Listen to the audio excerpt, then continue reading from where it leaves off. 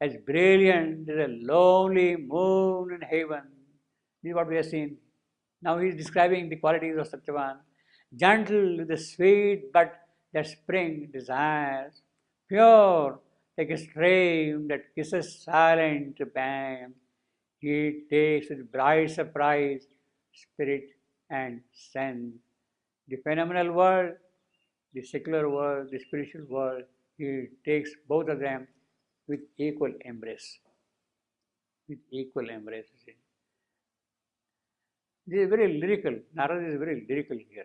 Now, this is a lyrical poetry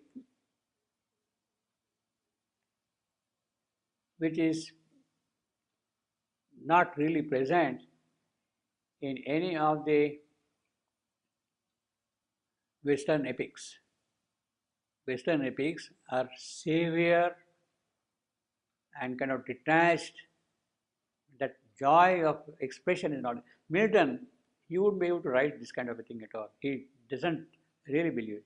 His tone is very severe, stern. His language is like that, pakka. But the element of mysticism with lyrical joy, that is the uniqueness of Shivendu's epic Savitri. A brilliant, lonely. See, that is not, that we don't have even here in Mahabharata. We are saying it is a kind of a matter of fact expression. But here, this is absolutely lyrical, you see. A brilliant as the lonely moon in heaven, gentle like the sweet bud that spring desires, pure like a stream that kisses silent bank. So he has described his brilliance, he has described his sweetness, he has described his purity. See, his purity, his sweetness, his brilliance. He takes with bright surprise, spirit and sense. Normally, there is a dichotomy between spirit and sense. But no, for him, he is able to embrace together. A living knot of golden paradise, a blue immense, he leans to the longing world, time's joy borrowed out of eternity. This is what Satyavan has come here. He has brought eternity's joy here into time. A star of splendor or a rose of bliss. Now you can see the contrast between the description which we have got here and what Shivandu is describing about Satyavan. You see. Time's joy borrowed out of eternity. Yes, his joy comes because he has always said his eyes reflect the world of bliss. So naturally, his joy is borrowed from eternity. A star of splendor or a rose of bliss. That is what he is. In him, soul and nature, equal presences. Soul is one presence, nature is another presence. They are equal. Balance and fuse in a wide harmony. So there is no the conflict between soul and nature in him. You see. He will ask, is he of a forbearing nature? Is he able to do all that kind of thing? He is describing here. In him, soul and nature, equal presences, balance and fuse in a wide harmony. The happy in their bright ether had not hearts more sweet and true than this of mortal make, than this of mortal make. He is of a mortal make, but his happiness is not even available to the happy.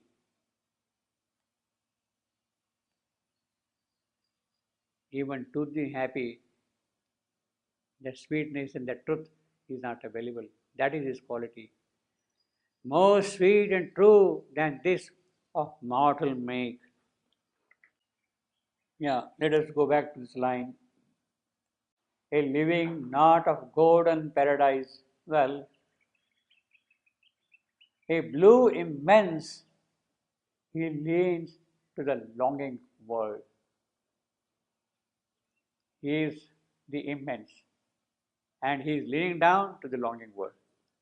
That is what the plain meaning of the line is. Borrowed out of eternity, that we have seen. Now, this is something very unusual, and only a great master can write a phrase like this, a blue immense. Only a great master can write a phrase like that. The poetic technique is most powerful here. Now, immense is an adjective, and Shivandu is using it here as a noun. A blue immense, a blue immense. He is using it as a noun here. Now, this is something which is very unusual. You see, it is not a blue immense. You see, for instance, had this I been a small I, lowercase I, then I could have said that a blue immense means blue, which is a noun. But he doesn't mean that. Blue is an adjective and immense is a noun. He makes it absolutely sure also by putting that I capital. A blue immense. Now, adjective used as a noun, this is second instance in Savitri. The first instance is 10.21. Now, last sentence, 10.21.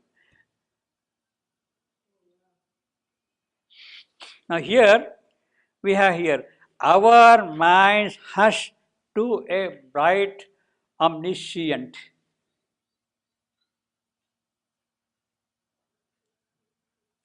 Fourth line from the bottom. Our minds hush to a bright omniscient. A bright omniscient. Omniscient is an adjective. Is an adjective, which is used here as a noun. Shivandu used it here.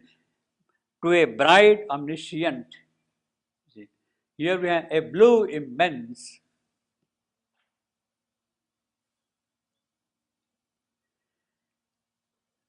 I could see so far at least only two instances where the adjective used as a noun, you see, without the definite article.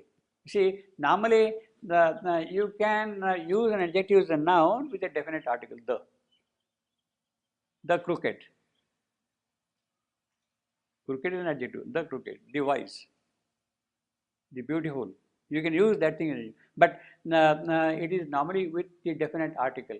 But without the definite article, to use it as a noun, this is something, a blue to a bright omniscient, a blue immense, you see.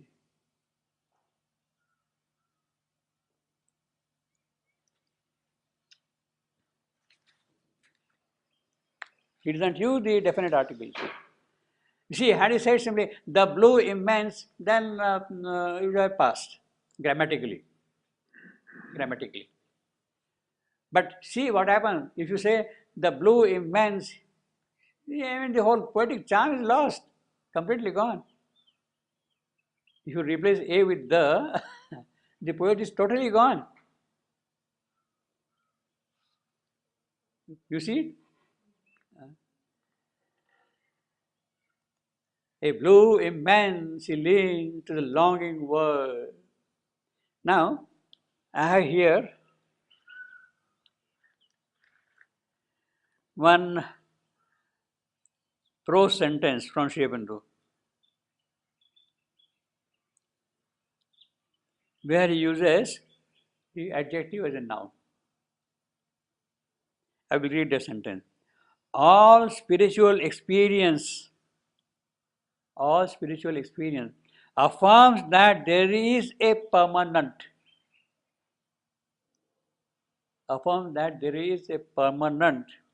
above the transience of this manifold world.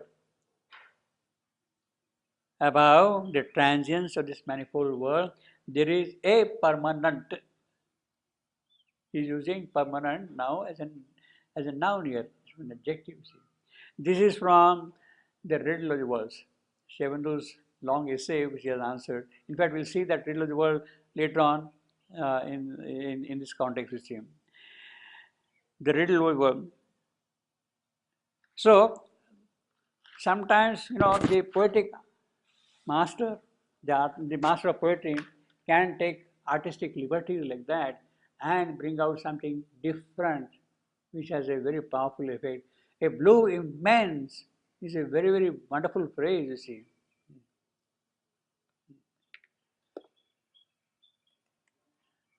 See, now for instance, now this one, this is very common. This is not, very unusual. The happy. See, happy is an adjective, but the moment you say the happy, it's all right. You see. But still, it doesn't have that poetic impact, you see.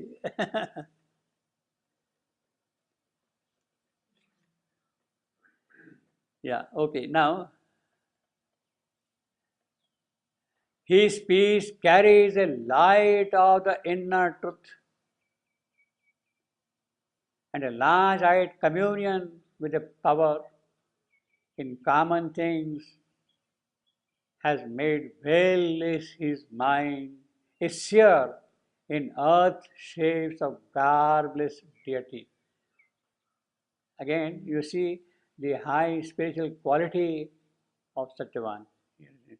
His speech carries the light of the inner truth. He is already an accomplished person in his spiritual realizations. And a large-eyed communion with a power in common things has made veilless his mind, a seer in earth shapes. So, even in this earthly shape, what does he see there?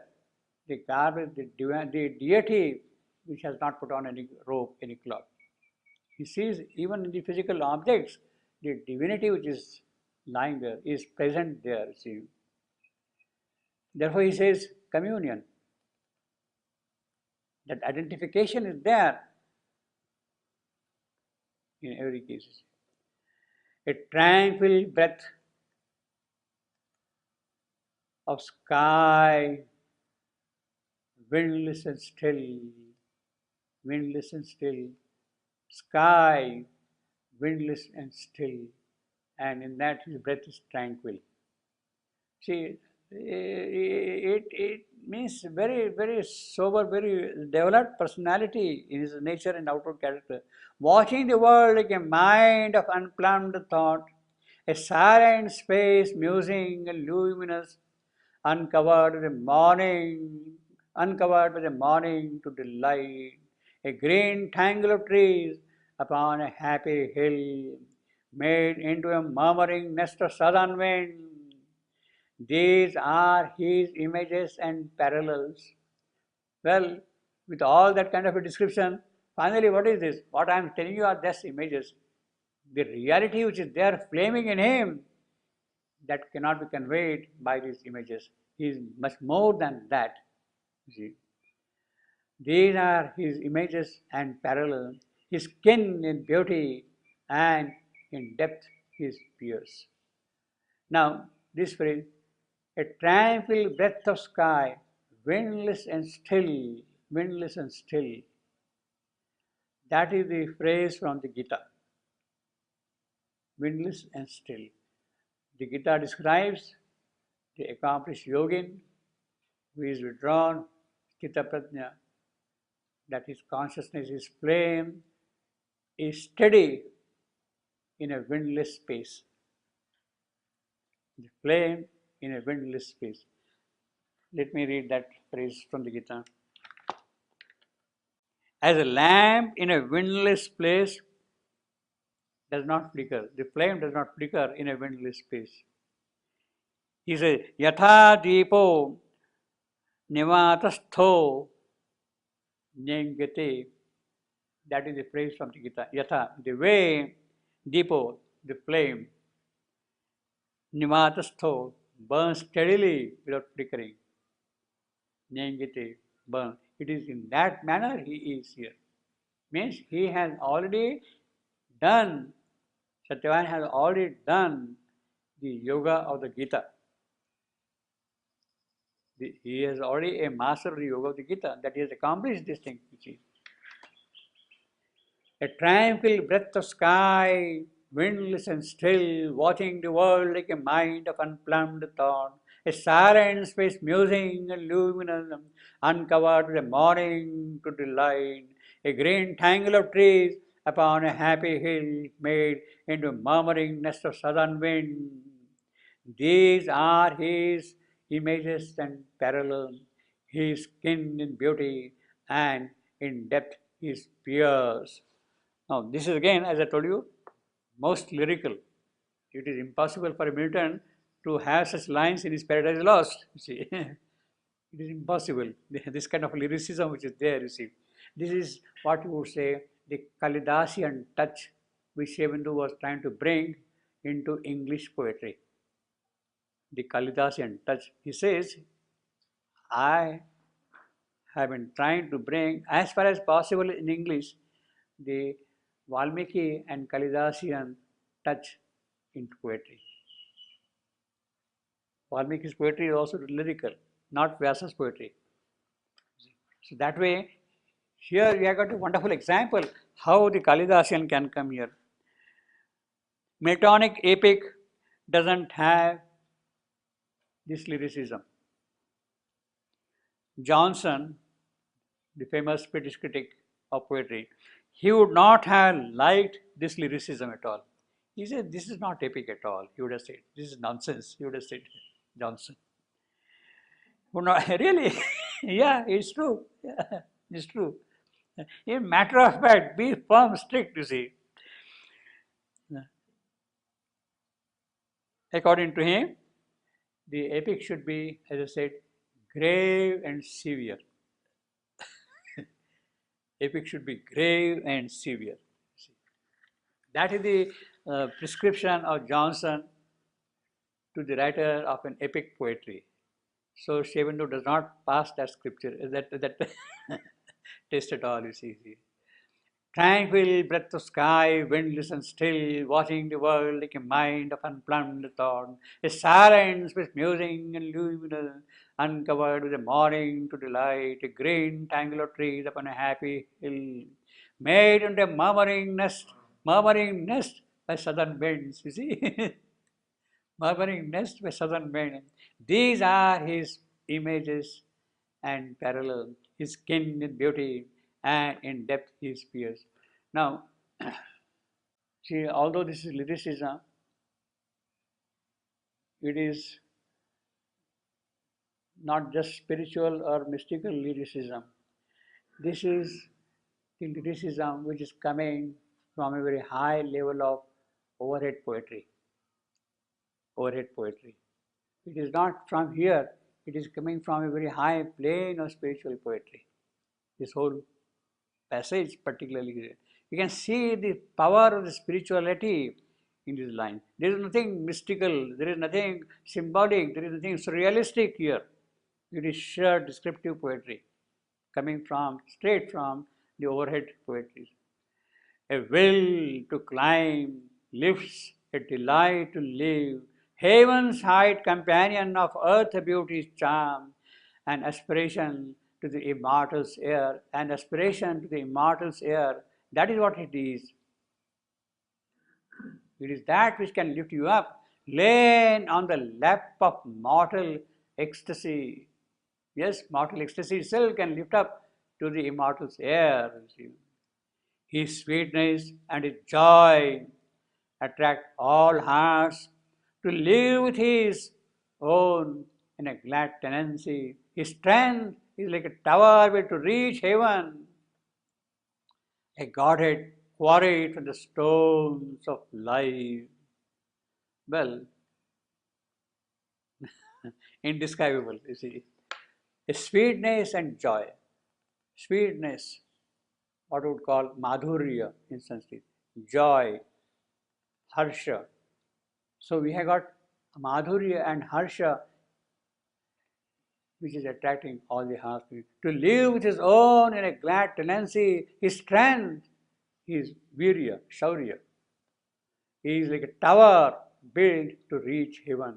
So that is what the temple towers, the building towers should do. They should be able to reach heaven. A godhead quarried from the stones of life.